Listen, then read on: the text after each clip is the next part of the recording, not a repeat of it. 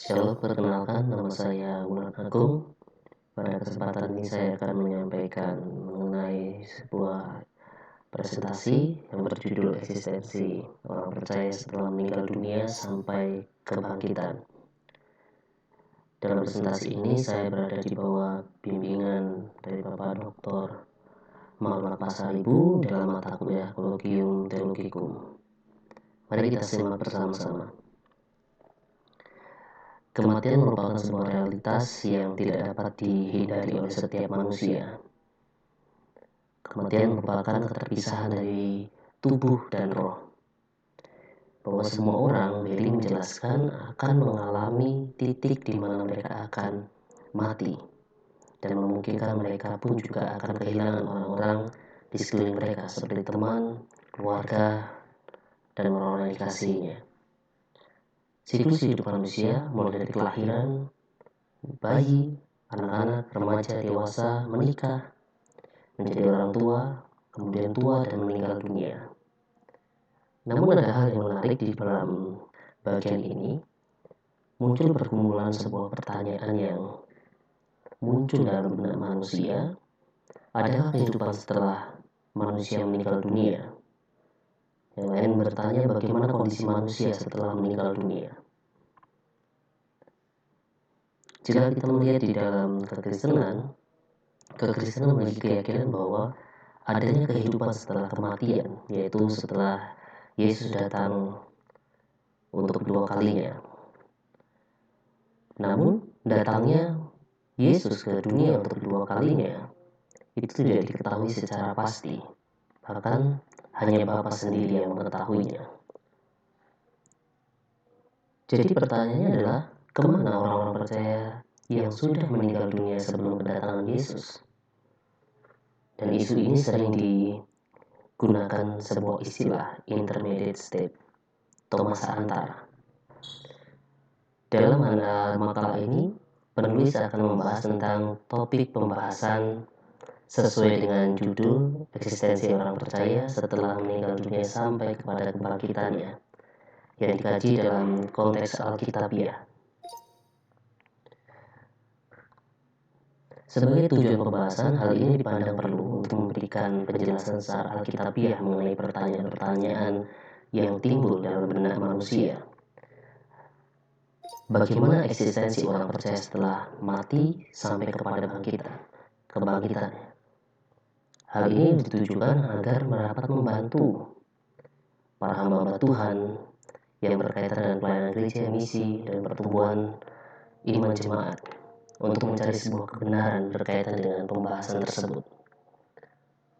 Tujuan ini senada dengan Erikson yang dikutip oleh Solihin yang mengatakan ada dua alasan kenapa banyak orang Kristen tidak mampu secara efektif melayani orang yang sedang berkabung.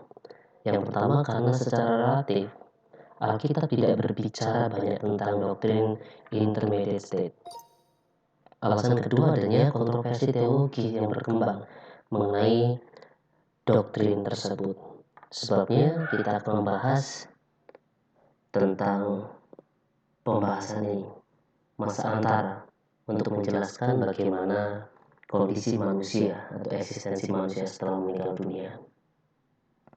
Sebagai pengertian, untuk kita memahami, istilah intermediate state berasal dari kata sifat dan kata benda.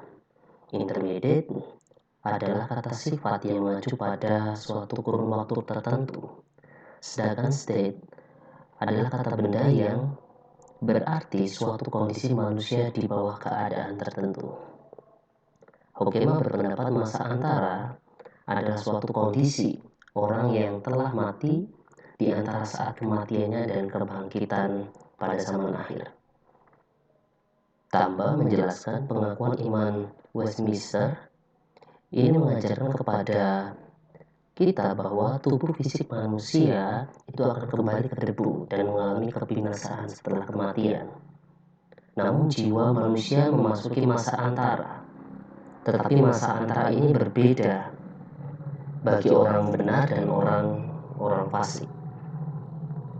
Pandangan yang muncul tentang eksistensi manusia setelah meninggal dunia secara seorang orang percaya, Roma Katolik atau gereja Roma Katolik mempercayai tentang sebuah ajaran ini. Bagi mereka, ajaran dari Katolik tentang manusia yang setelah mengalami kematian, tubuh manusia yang telah mati itu akan masuk ke dalam dunia orang mati, yaitu kubur.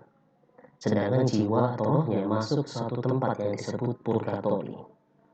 Berikut memberi penjelasan tentang arti purgatori ini.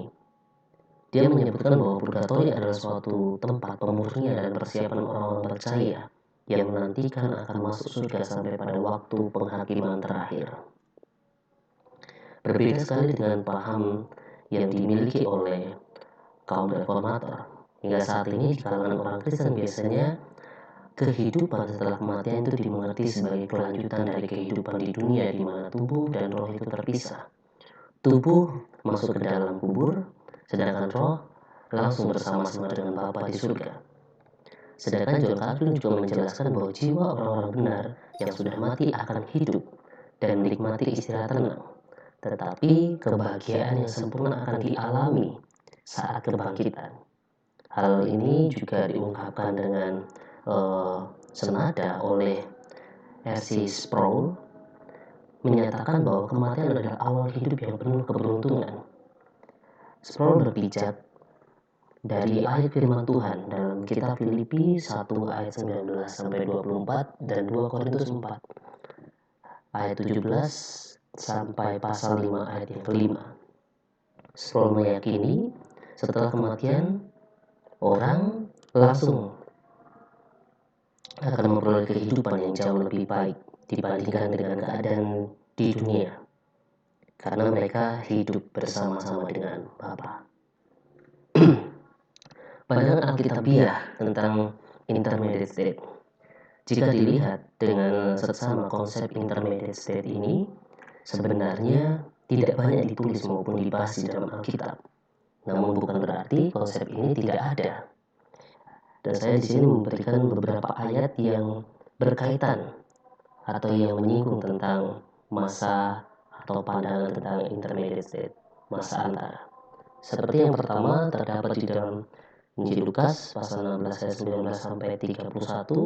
Ini adalah kisah mengenai Lazarus dan orang kaya. Di dalam Injil Lukas mengisahkan Lazarus yang mati tidak masuk ke dalam Hades, tetapi dibawa oleh malaikat-malaikat ke pangkuan Abraham. Tapi kondisi seorang yang kaya itu menderita sengsara di alam maut, yang dalam bahasa Yunani digunakan kata Hades setelah ia mati. Hughes menjelaskan bahwa Hades dalam perikop ini mewakili tempat hukuman dan kesengsaraan setelah kematian. Hades juga merupakan intermediate state di mana orang-orang yang mati menantikan kebangkitan. Hoekema juga menjelaskan tentang frase pangkuan Abraham. Ini mewakili tempat atau kondisi yang penuh kebahagiaan. Di dalam kondisi seperti ini, Lazarus dan orang kaya dalam kondisi sadar di mana mereka berada sekarang, sehingga orang kaya itu berusaha untuk mendapatkan keringanan dari kesengsaraannya. Artinya baik Lazarus maupun orang kaya ini telah ada dalam kondisi sadar, mereka tahu di mana mereka berada. Bahkan kita melihat pendapat dari Solihin, dia menyimpulkan tentang intermediate state di sini dari kisah Lazarus dan orang kaya. Ada beberapa catatan penting yang disampaikan oleh Solihin. Yang pertama, orang-orang yang telah meninggal dunia, baik orang benar maupun orang jahat, masuk ke dalam masa intermediate state dengan penuh kesadaran. Mereka dapat berpikir, berbicara, merasakan, dan saling mengenali. Yang kedua, orang jahat akan menerima hukuman dan kesengsaraan di alam maut yang disebut Hades, sedangkan orang benar akan mendapat anugerah daripada Tuhan, yaitu di masa dia dipangku atau memperoleh dipangku oleh Abraham seperti Lazarus. Yang ketiga, di bagian ketiga, bagi orang-orang yang telah meninggal dunia itu tidak ada kemungkinan berpindah tempat dari Hades maupun ke pangkuan Abraham ataupun sebaliknya.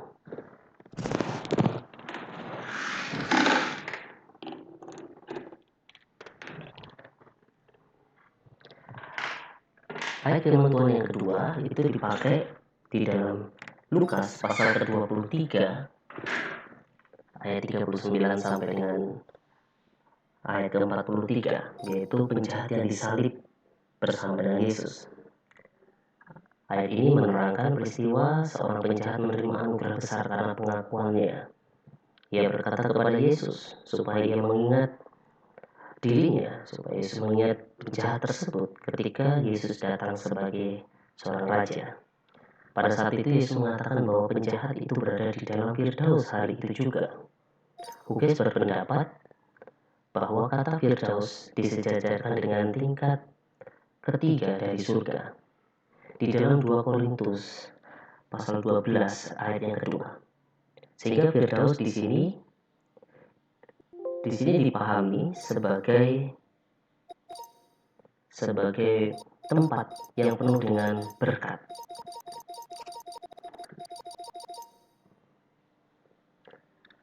Hal ini juga dimengerti sebagai suatu tempat peristirahat sementara untuk jiwa orang-orang benar yang mati sebelum menuju kepada kebangkitan besar. Selain ayat tersebut, istilah mengenai intermediate state itu ada 2 istilah yang sering digunakan untuk memahami bagaimana kondisi dan eksistensi manusia setelah meninggal dunia, yaitu kata Sheol dan Hades. Dan keduanya ini telah menunjuk kepada satu tempat di mana orang-orang yang mati itu berada. Istilah Sheol itu dipakai di dalam PL, sedangkan Hades dipakai untuk istilah di dalam PB. Sedikit penjelasan mengenai Sheol. Pemahaman kata Sheol di dalam PL ini lebih menekankan tentang kematian, bahwa kematian tidak menjadi akhir daripada eksistensi manusia. Tambah menjelaskan bahwa Sheol dalam bahasa Ibrani tidak pernah digunakan dalam bentuk jamak, karena istilah ini semata-mata tidak merujuk hanya pada kuburan yang digali di dalam tanah, tetapi merujuk pada alam baka. Tambah melanjutkan penjelasannya, Sheol dilukiskan sebagai tempat yang dalam, gelap, dan seperti kerongkongan yang menganga dan tidak pernah puas untuk menelan. Jadi pada dasarnya, melalui penjelasan ini kita dapat mengerti Sheol adalah sebagai tempat di mana orang yang telah mati berada dan berada pada kondisi yang tidak menyenangkan karena penuh dengan penderitaan, di keadaan yang sangat dalam dan gelap di sana. Hades, istilah yang digunakan di dalam Perjanjian Baru. Hades adalah terjemahan dari bahasa Yunani untuk kata Sheol. Istilah Hades kurang lebih digunakan 10 kali di dalam bahasa Yunani. Dalam beberapa tulisan, Hades merujuk pada tempat penghukuman jiwa-jiwa orang fasik. Hades secara umum juga dimengerti sebagai dunia orang mati. Perjanjian Baru tidak menggunakan kata Hades untuk menjelaskan neraka, karena neraka digunakan kata Gehenna. Arti Hades memang berbeda dengan neraka. Dengan demikian, Hades dipahami sebagai tempat di mana orang yang sudah mati itu berada dan di dalamnya terdapat kesengsaraan dan penghukuman, tetapi bukan neraka. Neraka tidak dapat disamakan dengan Sheol maupun Hades, karena neraka merupakan tempat penghukuman kekal. Beberapa istilah yang menjelaskan tentang neraka di dalam kitab Matius itu diwujudkan seperti api yang tidak pernah terpadamkan. Di dalam kitab Wahyu, neraka digambarkan bagi mereka akan mendapat bagian mereka dalam lautan yang menyala-nyala oleh api dan belerang. Jadi neraka merupakan suatu tempat penghukuman kekal, dan penggunaan kata neraka sering menjelaskan tentang hukuman bagi orang yang tidak benar dan tidak percaya kepada Tuhan Yesus. Nah, 2 ayat tadi, bagian firman Tuhan tadi belum bisa untuk kita memahami tentang kondisi bagaimana eksistensi manusia atau orang percaya setelah mereka meninggal dunia sampai pada mereka masuk dalam kebangkitan besar. Tetapi di ayat firman Tuhan ini dalam 2 Korintus 5 ayat 1 sampai 10 ini dapat saya gunakan sebagai jawaban untuk kita bisa memahami tentang eksistensi daripada orang percaya yang meninggal dunia. 2 Korintus 5 ayat 1 sampai 10 memegang posisi kunci dalam problem untuk menjelaskan masa intermediate state di sini. Konteks perikop ini adalah kelanjutan atas pembelaan Paulus bagi tuduhan-tuduhan yang tidak benar terhadap motivasi pelayanannya. Tujuan perikop ini bukan untuk menjawab pertanyaan yang bersifat spekulatif yang meragukan tentang motivasi pelayanan Paulus saja, tetapi di sini juga untuk memperlihatkan bagaimana jaminan kehidupan yang akan datang dan juga tahta pengadilan Kristus yang akan Paulus hadapi telah mengubah segala sesuatu di dalam kehidupannya sekarang ini. Itu sebabnya Paulus di dalam pelayanannya pun terus memfokuskan kepada apa yang akan ia terima di dalam pelayanan, bukan untuk dirinya sendiri tapi untuk Tuhan. Ada frase mengenai yang Paulus tulis tentang kemah kediaman kita di bumi.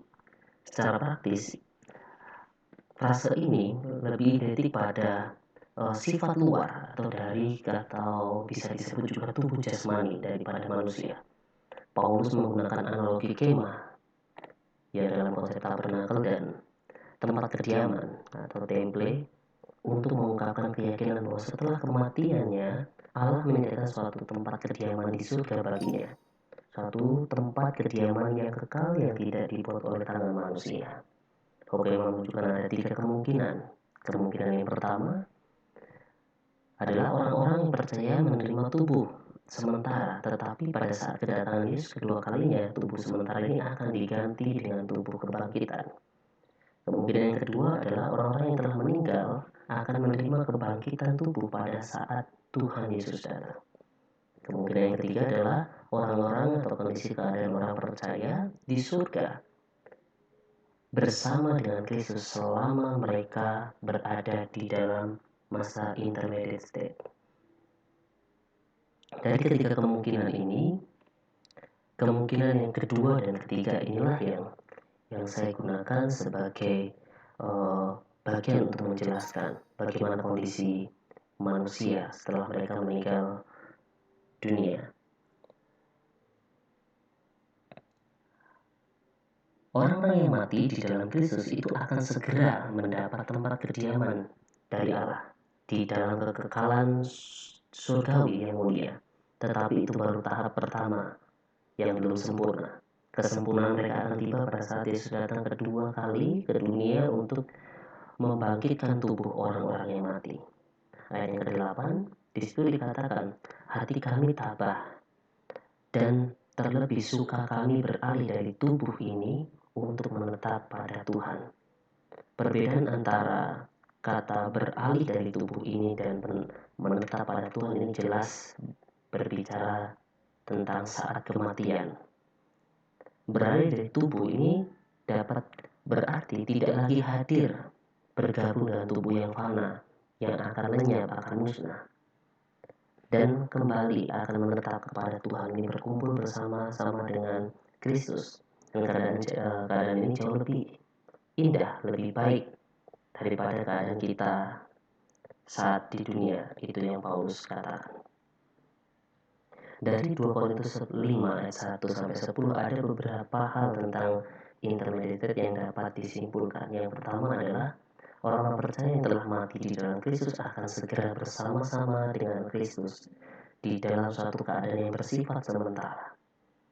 Selama berada di dalam intermediate, mereka telah menerima kemuliaan surgawi, walaupun dalam frase itu keberadaan mereka belum sempurna dan masih menunggu saat kebangkitan tubuh pada saat paruh usia atau kedatangan Tuhan Yesus untuk kedua kalinya.